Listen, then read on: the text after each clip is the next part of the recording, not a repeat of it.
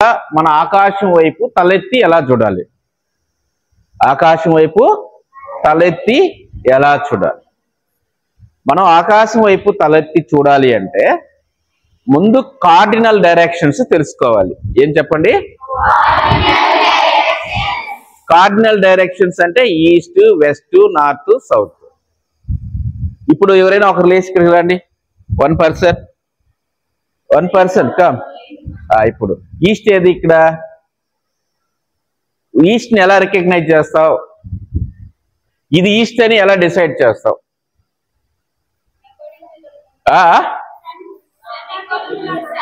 According the అంటే moon సెట్టా, moon రైజా, ఇంకెలా? సరే, ఇప్పుడు మూన్ రైజా, sunrise. Sunrise side ని ఏమంటాము? ఈస్ట్ అంటాం. దానికి వెస్ట్ అంటాం. సన్ రైజ్ ఏమంటాము? సూపర్, మీరు సూపర్ అనమాట. అలాగే సన్ సెట్ ఏమంటాము? ఈస్ట్ అంటాం. సన్ సెట్ అయ్యేది ఈస్ట్, సన్ రైజ్ అయ్యేది వెస్ట్. Super super. తర్వాత నార్త్. ఇప్పుడు ఇది కదా, ఇది ఈస్ట్ అన్నారు మీరు, ఇది వెస్ట్ అన్నారు. ఇప్పుడు సౌత్ ఏది? ఇది సౌత్. ఎందుకని ఇది సౌత్ చెప్పావు? సరే, ఓకే, మీరు కొంచెం కన్ఫ్యూజ్ అయ్యారు. నేను చెప్తానండి. చెయ్యిలు చాపు. సన్ రైజ్ వైపు, మీ ఇంటి దగ్గర సన్ రైజ్ వైపు చెయ్యిలు ఇలా దాచుకోవాలి. సన్ రైజ్ అయ్యేదాన్ని ఈస్ట్ అంటాం. మీరేం చెప్పారు? సన్ రైజ్ ని వెస్ట్ అన్నారు. కాదు, సన్ రైజ్ ని ఏమంటాం చెప్పండి? ఈస్ట్. సన్ సెట్ ని ఏమంటాము? వెస్ట్. అర్థమైందా లేదా? ఇది ఏ హ్యాండ్? లెఫ్ట్ హ్యాండా, రైట్ హ్యాండా? లెఫ్ట్ హ్యాండ్ సైడ్ ని నార్త్ అంటాం, రైట్ హ్యాండ్ సైడ్ ని సౌత్. సో మీరేం చేయాలి? ఫస్ట్ మీ ఇంటి దగ్గరికి వెళ్ళి సన్ రైజ్ అయ్యేటప్పుడు చెయ్యిలు జాసుకొని east, west, back side, north, south decide చేయాలి.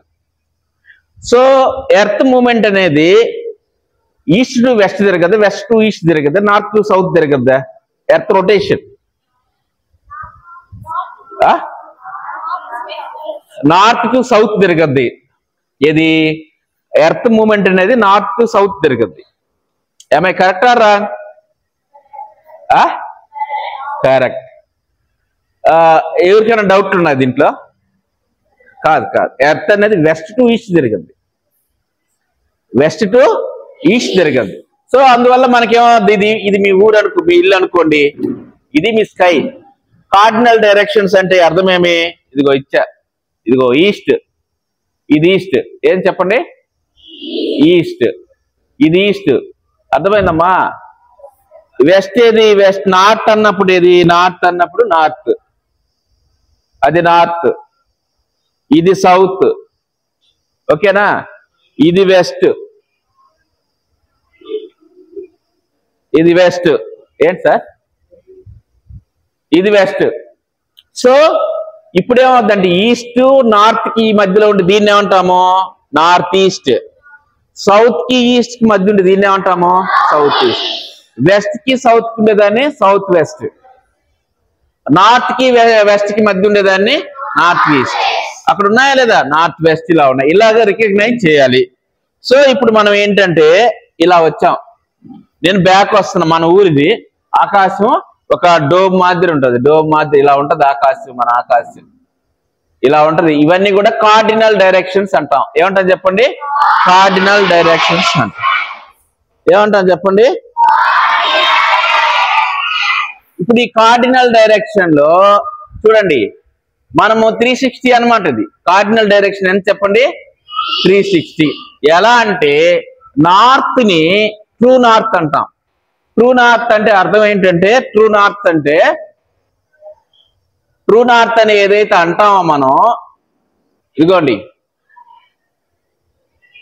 ఇది పోలార్సిస్, ఇది పోలార్సిస్. పోల్ స్టార్ ఎటువైపు అయితే ఉందో రికగ్నైజ్ చేయాలి. పోల్ స్టార్ ఏం చేయాలి? రికగ్నైజ్ చేయాలి. పోల్ స్టార్ వైపు నుంచి ఈస్ట్ కి 90 degrees. ఈస్ట్ కి ఏం చెప్పండి? 90 degrees. ఇదిగో ఈస్ట్ 90 వచ్చిందా. తర్వాత సౌత్ వచ్చేసి, సౌత్ అంటే ఏది ఇటు వస్తుంది 180 degrees. సౌత్ ఎన్ని వచ్చింది చూడండి, 180 degrees. సౌత్ ఎంత వచ్చింది చూడండి, 180 ఉందా, 180 ఉందా లేదా.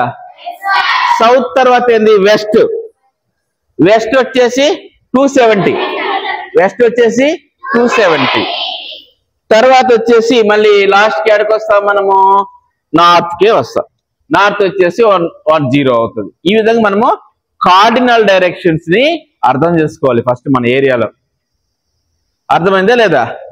అయితే ట్రూ నార్త్ అనేది ఇది ఎప్పటికీ కదలదు అనమాట. ట్రూ నార్త్ అనేది ఎప్పటికీ కదలదు, అది అలానే ఉంటుంది. ఇది మనకి మనం నార్త్ పోల్ ఎన్ని డిగ్రీస్ యాంగిల్ అయితే ఉందో అన్ని డిగ్రీస్ యాంగిల్ ని మనము మన లాటిట్యూడ్ అవుతుంది. ఏమవుతుంది చెప్పండి, మన లాటిట్యూడ్ అవుతుంది. అర్థమైందా లేదా. సో దాన్ని బట్టి మనకి ఏమవుతుందంటే ఈ మూమెంట్ అనేది చూడండి,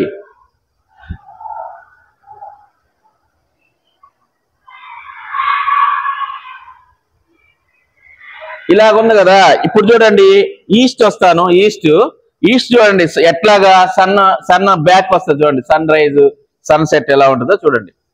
ఇలా ఉంది కదా చూడండి.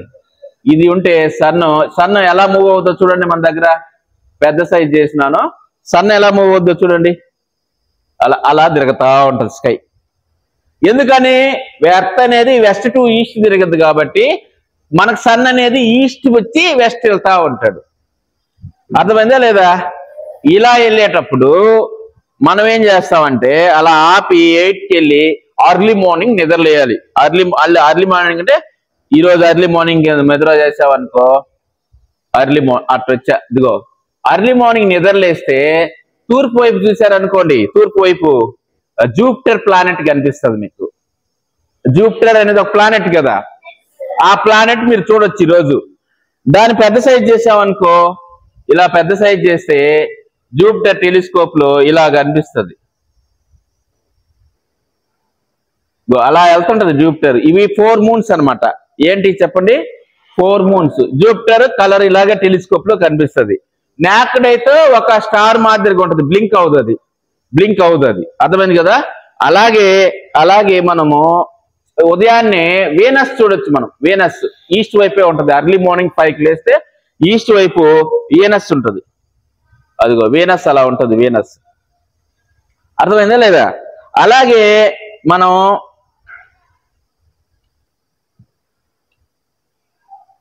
చూస్తే మనం ఏమేమి చూడొచ్చు అంటే జూపిటర్ చూసాము.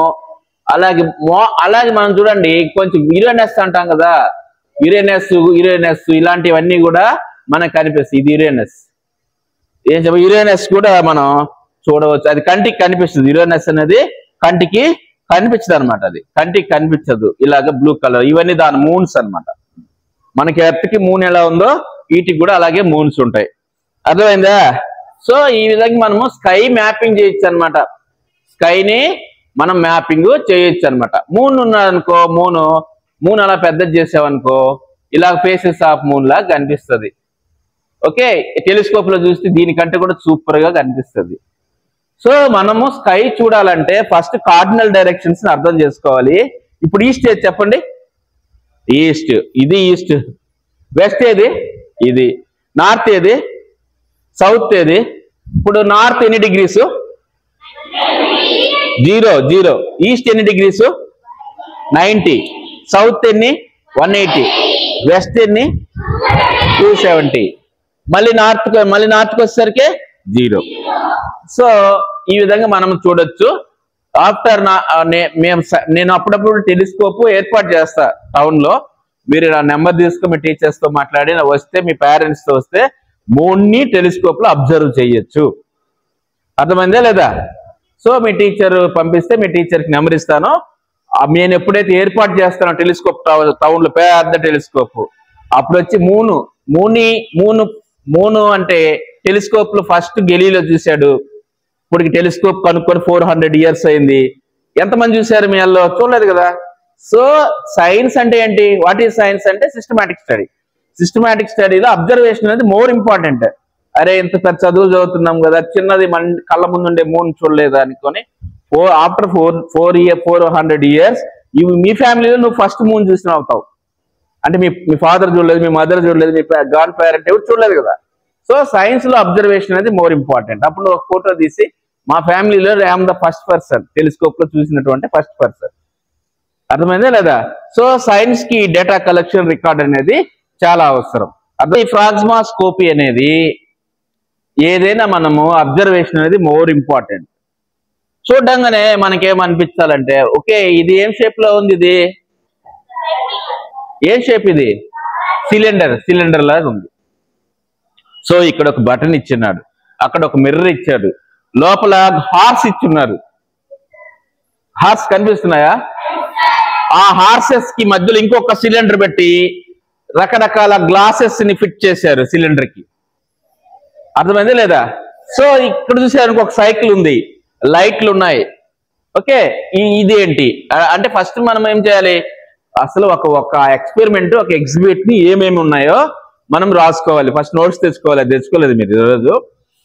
తర్వాత ఇదేందో ఓకే దీని పేరు ఏంటి, దీని పేరు పెడల్ పవర్, దీని పేరు ఫ్రాగ్మాస్కోపీ. ఫస్ట్ ఎగ్జిబిట్ పేరు ఉండాలి, ఎగ్జిబిట్ పేరు రాసుకోవాలి. ఫ్రాగ్మాస్కోపీ అంటే ఏంది, పెడల్ పవర్ అంటే ఏంది, ఇన్ఫినిటీ వెల్, అది వచ్చి లిఫ్ట్ యువర్ సెల్ఫ్. పేర్లు ఎన్ని చెప్తారో నేను వెళ్ళేటప్పుడు అడుగుతాను మిమ్మల్ని. ఒక్కొక్కరు ఒక్కొక్క పేరు. మీరు ఎంతమంది ఉన్నారు ఇక్కడ?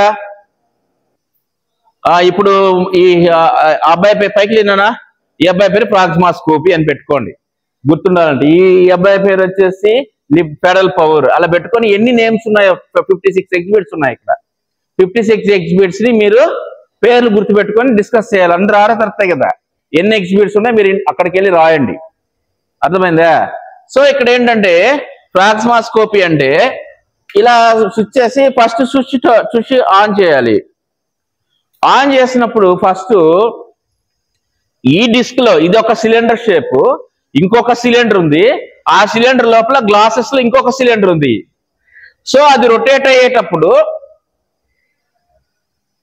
ఏవైతే హార్స్ ఉన్నదో హార్స్ డిఫరెంట్ ఇమేజెస్ ఉన్నాయి చుట్టూరు సిలిండర్ కి.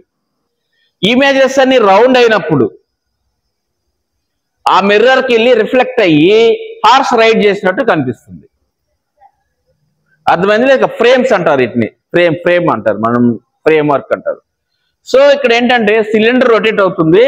సిలిండర్ ఏదైతే బ్లూ కలర్ సిలిండర్ ఉందో ఆ సిలిండర్ కి ఇన్సైడ్ ఏంటంటే horses, different types of horses. అంటే నేను ఇట్లా పరిగెత్తినాను, అప్పుడు 5 ఫోటోలు 10 ఫోటోలు 20 ఫోటోలు అటు తీసి ఆ ఫొటోస్ అన్ని హార్స్ రైడింగ్ లో అటు పక్క ఉంచి మళ్ళీ దానికి ఒక గ్లాసెస్ పెట్టి ఆ గ్లాసెస్ మొత్తం రిఫ్లెక్ట్ అవ్వడం ద్వారా ఏమవుతుంది, రొటేట్ అయ్యేటప్పుడు హార్సెస్ రైడ్ అవుతా ఉంది. మరి ఇట్లాగే మనకి సినిమాలు కానీ యానిమేషన్స్ కానీ అన్ని కూడా ఒకప్పుడు రీల్ వేస్తారు అనమాట సినిమాకి. ఇప్పుడంతా సిస్టమ్ మారిపోయింది. సో దీన్ని ఫ్రేమ్ రేట్ అంటాం. అంటే ఎందుకు అలా జరుగుతుంది అంటే మన ఐ అనేది ఇమేజ్ ని ఫ్యూ మినిట్స్ క్యాప్చర్ చేస్తుంది, గుర్తుపెట్టుకుంటుంది. అది గుర్తుపెట్టుకుంటుంది, ఇంకొక ఇమేజ్ వస్తుంది, దాన్ని గుర్తుపెట్టుకుంటుంది. అన్ని కలిపి నీకు మోషన్ అనేది క్రియేట్ అవుతుంది. అర్థమైంది లేదా? సో ఇక్కడ మనకి మోషన్ వస్తుందంటే మన ఐ అనేది, రెటినా అనేది ఇమేజ్ ని క్యాచ్ చేస్తుంది. నువ్వు అలా అంటే అంత స్పీడ్ ఉన్నా కానీ నీకు ఇమేజ్ అలాగే ఉంటుంది ఫ్యూ సెకండ్స్. సో అదనమాట, ఇది పెడల్ పవర్. ఇదేం చెప్పండి, ఇది పెడల్ పవర్ లో ఏమేమి చూసారు? అక్కడ లైట్లు ఉన్నాయి, ఇక్కడ సైకిల్ ఉంది, ఇక్కడ ఏదో పెట్టినారు కదా డైనమో. దీని పేరు ఏం పేరు చెప్పండి? డైనమో. ఏం చెప్పండి? ఈ డైనమో అంటే ఏం లేదు, ఒక ఆర్మేచర్ ఉంటుంది.